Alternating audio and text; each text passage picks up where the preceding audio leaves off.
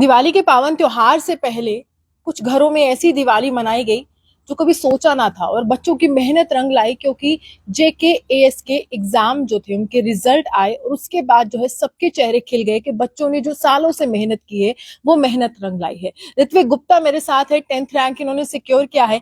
इनकी जर्नी कैसी रही, इनके चैलेंजेस कैसे रहे, और आगे जाकर किस तरह से ये समाज में बदलाव लाने वाले, क्योंकि ये JKAS क्लियर करना अच्छी बात है, लेकिन इसके बाद जिम्मेदारी इन पर भी बढ़ने वाली है समाज में कुछ सुधार लाने के लिए। तो ऋत्विक, सबसे पहले मैंने कॉन्ग्रेचुलेशन आपसे जानना चाहेंगे, शुरुआत से बताइए ये कहाँ से सफर की शुरुआत हुई?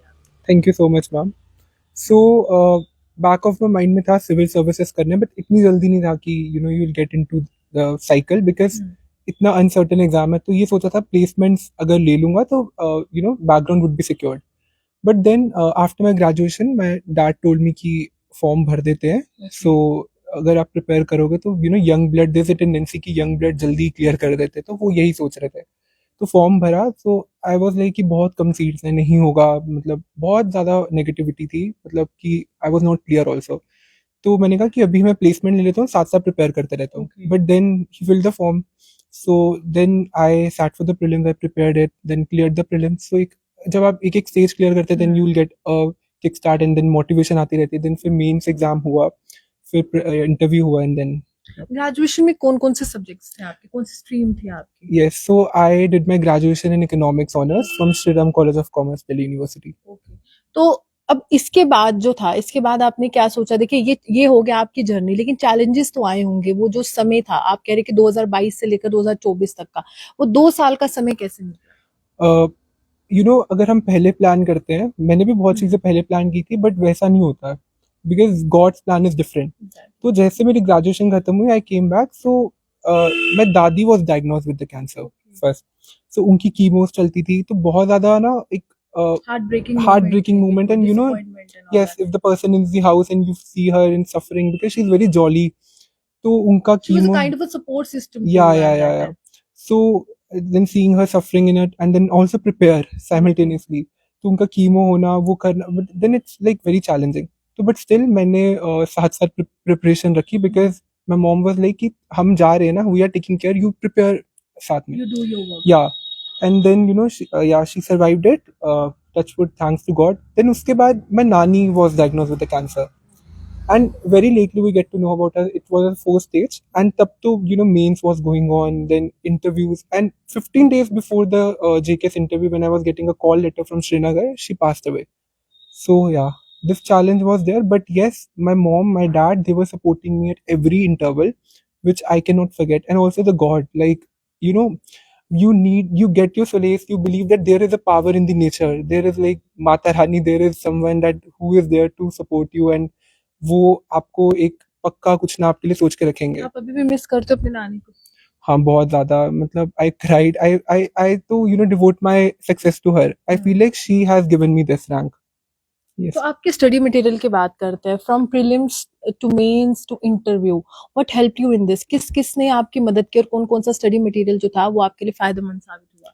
हाँ, तो इस एग्ज़ाम में जो बेसिक बुक्स होती हैं, फॉर एग्जांपल प्रीलिम्स की अगर हम बात करें, तो जैसे पॉलिटी के लिए लक्ष्मीकांत हो गया, जी। History is a very vast subject, उसमें मॉडर्न हिस्ट्री के आप स्पेक्ट्रम पढ़िए, एंशिएंट मिडाइवल के लिए न्यू एनसीईआरटीज़ होती हैं, उसके बाद आर्ट एंड कल्चर के लिए there is a NCERT class 11th की बुक, वो पढ़िए। इकोनॉमिक्स के there are multiple coaching notes, आप वो ऑर्डर कर सकते हैं, उनको आप पढ़ सकते हैं। उसके बाद रिगार्डिंग एनवायरनमेंट, शंकर आईएएस के नोट्स होते हैं, आप वो पढ़िए। देन साइंस एंड टेक के लिए बेसिक मटेरियल या you know current affair is suffice, तो इनके आप पहले कमांड करिए, then you go for the prelims. तो प्रीलिम्स में बेसिक बुक्स की हैं, और करंट अफेयर पे ज़्यादा मत करिए कि आप सिर्फ करंट पढ़े, because basics and static would you know sell you to the prelim stage, और एमसीक्यू प्रैक्टिस करिए। then comes to mains, so mains is the main stage। Exactly. yes, it is going to add to your rank, it is going to decide your you know whatever service you'll get। तो उसके लिए you need to do answer writing to the extent कि आप हर एक syllabus के topic पे आपके पास एक नोट्स होने चाहिए, शॉर्ट नोट्स। यस, तो कुछ भी आ जाए तो आपके पास उस पर पहले का मटेरियल रेडी है, बिकॉज उस 3 आवर के एग्जाम में you don't get to think कि आप कितना लिख पाएंगे, और एग्जाम यू नो हर दिन चलता है, you don't get the time to set कि आप मतलब रिवाइज भी पूरी बुक्स कर पाए। तो जितनी बुक्स से आपने यू नो रीड किया हुआ है उसको कंसोलिडेट करना बहुत जरूरी है, शॉर्ट नोट्स बनाइए, और फिर साथ में उसको डेली रिवाइज करते रहिए, और जैसे मेंस पास आता है उससे पहले एक बार सिमुलेट कर लीजिए एक एनवायरनमेंट में कि आप लगातार 3 घंटे लिख पा रहे हैं डेली। एंड देन या एंड सब्जेक्टिविटी रहेगी मेंस में, तो try to be neutral in answer writing, कि जितना न्यूट्रल रहें, क्योंकि फॉर एग्जांपल मेरा कुछ आंसर अगर वो किसी दूसरे एग्जामिनर के पास जाता है तो उनको क्या पता नहीं पसंद आता, so it's very subjective. So what I tried is कि I'll stay neutral. So if I'm giving pros of a particular thing in my answer, simultaneously I also used to write negatives also, and then a balanced conclusion would suffice it. And what about the interview? Yes, interview. My interview is like 40 minutes, and yeah. What was the most difficult question जो आपसे पूछा गया उस time पे और आपका answer बहुत instant था?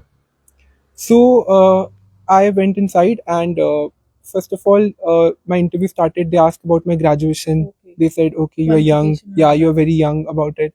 And all of a sudden, my interview was very technical on economics. And they were asking me how you'll improve Jammu Kashmir. आप अपनी economics से कैसे policies बनाएंगे? हिमायत scheme पे पूछा, कैसे employment packages generate करेंगे? Because उनको expectation थी कि ये श्री राम college का बच्चा है, तो he'll do something. तो जब इंटरव्यू बहुत लंबा चला था, आई गेट टू नो कि हाँ they are interested in me अभी. फिर all of sudden the last member somehow he was like बहुत टेक्निकल इंटरव्यू हो गया, let me ask you about gotra and caste. Okay. So he delved into it. He asked me about yagyas and cultural things, and yeah, that was very unprecedented, unexpected था बहुत ज़्यादा. And I was like कि गोत्र interview में क्यों पूछ रहे हैं, उस पे they delve into more. But then I realized कि they are also sitting since the day उनको, yeah, so they are sitting since the day, उनको भी थोड़ा relax करना है. So they were checking कि how jolly I am. And they also asked me about one thing, खाप पंचायत पे बहुत पूछा उन्होंने कि अगर खाप पंचायत अपनी रूलिंग देती है then it's very it's not in sync with constitution. वो एक अपना law and order चलाते हैं. तो if you are into police or administration, so if What's you your take on what your it? take on it? So I said obviously you will implement the constitution. So if it is going against the fundamental right, then you have to oppose it. So chairman said yes, we expect you So will do that. these were the difficult ones according to you. There were many. There were like It comes out of the box. yeah, like gotra, caste, and then policies. And they asked me कि schemes are there, many schemes are there in Jammu, लेकिन वो fructify क्यों नहीं हो पा रही हैं. तो उसके लिए आप कैसे चेंज करेंगे, आप एजुकेशन सिस्टम को कैसे इम्प्रूव करेंगे. तो ये चीज जो थी उस पे एकदम सोचना उस टाइम पे. आप बोल देते हो कि हमें 2 मिनट्स का time. there's a limit, time limit. Yes, they were giving me time. They said कि देखो बहुत difficult question है, you take time to frame the answer for the policy, but उस 2 मिनट में सोचना, वो सोचने का टाइम में भी you're nervous, आप सोच नहीं पाते, तो instant answer देना होता है. But yes, I'm very glad कि मैंने अपनी graduation में बहुत अच्छे से पढ़ाई की थी, तो answers and the models were ready, so I could answer it and I could frame the policy at that interval. आपने इस समय के दौरान कभी कोचिंग ली है या यही बुक्स जो आपने स्टडी मटेरियल बताया इन्होंने आपकी मदद की? सो वही आई एम टेलिंग कि मेरा बहुत ज़्यादा ना टेक्निकल ही बैकग्राउंड रहा है. लाइक पहले sciences, PCM in the 11th-12th, then economics in the graduation years, which is also stats, maths, and so for the civil services I was not having that head start कि मतलब humanities में कोई भी मतलब वो नहीं था. So what I did कि मेरा I realized कि कोचिंग लेना ज़रूरी है क्योंकि मुझे अभी समझ नहीं आ रहा है. So I was having that privilege कि मैंने सब्सक्राइब किया कोचिंग को. बट लेटली आई रियलाइज कि अगर जिनके पास ह्यूमैनिटीज बैकग्राउंड है, they are already a step ahead, तो उनका टाइम वेस्ट नहीं होगा कोचिंग में, तो वो पहले से स्टार्ट कर देंगे. बस coaching itself goes for an year, तो आपको सेल्फ स्टडी का टाइम नहीं मिलता है. तो बीच में क्या हुआ, जब एकदम एक फाउंडेशन बन गई एंड आई रियलाइज कि क्या पढ़ना है, तो मैंने बीच में कोचिंग बंद करके आई रिलाइड ऑन सेल्फ स्टडी. तो अब इसके बाद जो है आपने क्या सोचा है? देखिए एक जिम्मेदारी भी आपके साथ आ गई है, जो आपने सपने देखे थे या परिवार ने जैसे साथ दिया था वो पूरा हो गया. इसके बाद जिम्मेदारी बढ़ेगी, आप एक कुर्सी पर पहुंचेंगे, तो वही सवाल मैं पूछ देती हूँ, कौन से चेंजेस लाने वाले हो? जी, अभी तो लाइक मेरा area of interest is education and health sector. So let's be hopeful कौन सा डिपार्टमेंट मिलता है. बट या जो भी है कि I just be following one mantra कि whatever I step I take, I have to ask myself कि क्या ये लाइफ चेंज कर पा रहा है किसी की. Because there's many unethical things, you'll do it, but then later stage of life you'll stay in guilt. So it's such a you follow the ethical path. And yeah, वो जो बच्चे अभी जो है कह रहे हैं कि कोचिंग ले रहे हैं या फिर इस प्रोसेस में है, they still in the process, उनको किस तरह से एक सक्सेस मंत्र देना चाहते हो आप? सो जो कोचिंग कर रहे हैं वो उसको डिलीजेंटली फॉलो करें, और अगर वो पढ़ा रहे हैं उसके बाद एक्स्ट्रा पुट करके खुद भी सेल्फ स्टडी करिए और डेली कंसोलिडेट करिए. और जो कोचिंग नहीं कर रहे हैं, so they also have access to the material which is freely available. तो आप उनको ये प्रॉब्लम रहेगी कि कौन सा मटेरियल को पिक करना है और कौन सा मटेरियल को छोड़ना है. तो be very clear. So if you have picked one particular material from a particular website, because मेरे साथ पर्सनली बहुत होता था कि अगर मैं एक कुछ भी रिसर्च कर रहा हूँ तो मल्टीपल वेबसाइट्स आर देयर. तो फिर मुझे लगता था ये करो और उसको एक टॉपिक के लिए आप 4 वेबसाइट पढ़ रहे हो, then how you yes how you will cover that syllabus which is very vast and आपको बहुत लिमिटेड रहना होता है. तो उनको बिल्कुल एक अगर आप वेबसाइट पे ट्रस्ट करें, stick to that. Social media से कभी डिस्ट्रैक्शन हुई? आज के जो यंगस्टर्स हैं या आज की जो जनरेशन है, they are up to reels, they are up to everything, everything is available on social media right now, और most of the time they spend on social media right now. तो उससे कभी डिस्ट्रैक्शन फील हुई आपको? Yeah, even I was on Snapchat, I was on Instagram, but till my graduation. Till my Yes. Graduation. So after that I deactivated it because I was clear कि मैं बहुत जल्दी distract हो जाता हूँ. There are many toppers जो manage कर लेते हैं, like they are on Instagram, they also manage it, but it varies with the human nature. I get distracted very easily, so I deleted it, I deactivated it. And हाँ, बीच में mummy का phone देख लिया तो अगर वो भी it's not my phone, so she asked me कि फोन वापस दो. तो इट्स वेरी कन्वीनियंट कि आप उनके फोन में अगर आप देख रहे हो तो इट्स फाइन. अपने फोन में रखोगे पता है कोई मांगेगा नहीं वापस, so you will keep on watching it. So yeah, I deactivated it. देखिए, साफ तौर पर सोशल मीडिया के प्रोज एंड कॉन्स दोनों होते हैं. अच्छी बात है, देखिए प्रोज ये है कि इन्होंने उस वेबसाइट पर सर्च किया, वहां पर जाकर स्टडी मटेरियल कलेक्ट किया जो इनको चाहिए था. अब इसकी नेगेटिव साइड ये है, डिसएडवांटेज ये है कि अगर आप ज्यादातर टाइम इंस्टाग्राम की रील्स पे या फेसबुक की रील्स पे या मूवीज पे स्पेंड करेंगे, वो वेस्टेज ऑफ टाइम हो जाएगा. तो 2 साल पहले ही इन्होंने सोच लिया कि देखिए social media is not my cup of T, इससे डिस्ट्रैक्शन हो रही है, थोड़ा सा हट जाते हैं और उसके बाद जो है हम आगे बढ़ते हैं. तो 2 साल सोशल मीडिया के बगैर रहे और अपना जो इन्होंने साथी बनाया, वो किताबों को बनाया, स्टडी मटेरियल को बनाया.